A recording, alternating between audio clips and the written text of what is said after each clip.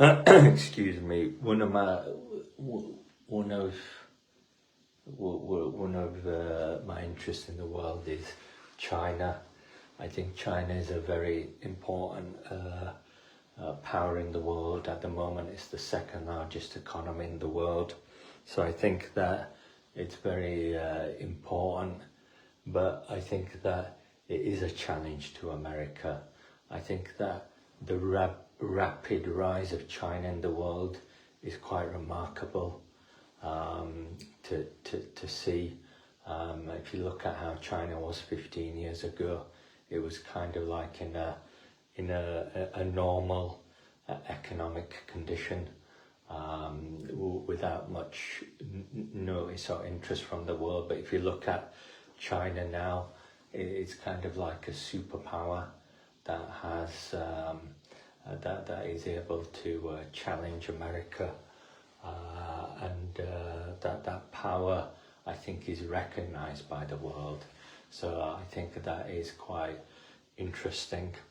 I think that Xi Jinping is a very strong leader for China. He's been leader for a while now, and he's been very strong as leader of China. I think he's leader for life in China, so he's a very powerful leader, and I think he's the second most powerful leader in China after Mao. So we do see something quite remarkable in China in that respect as well, in its leadership. Xi Jinping, I think that he is a very strong leader for China. He demonstrates this very well.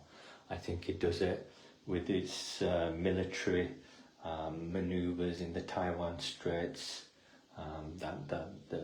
That's quite significant in how China is displaying its military capability to the world.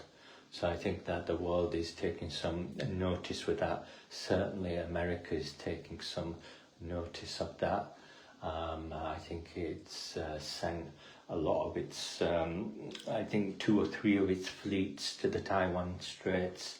It sent a few of them to kind of test and challenge this Chinese military kind of maneuver in the Taiwan Straits. So certainly I think America is taking the Chinese military as quite a serious threat, and I think is quite concerned by that. But I think when it comes to Taiwan, I think Taiwan still has a claim over China.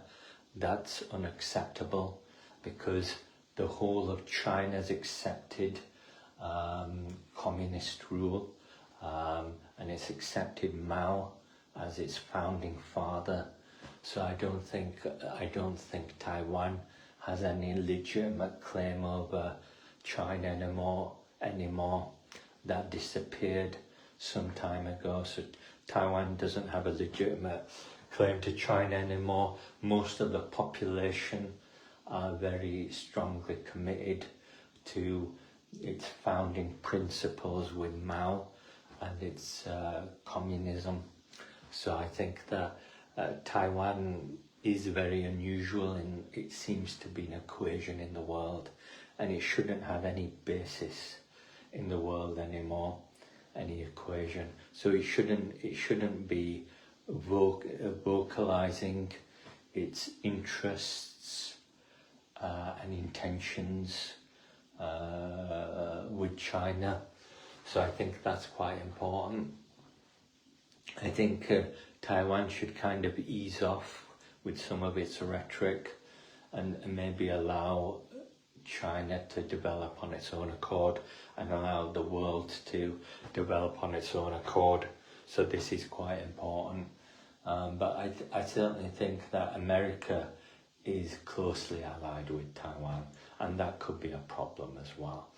So I think it could be some kind of American intrusion in the Taiwan Straits and the Pacific, similar to its Pacific strategy with Japan and and the islands off of Japan.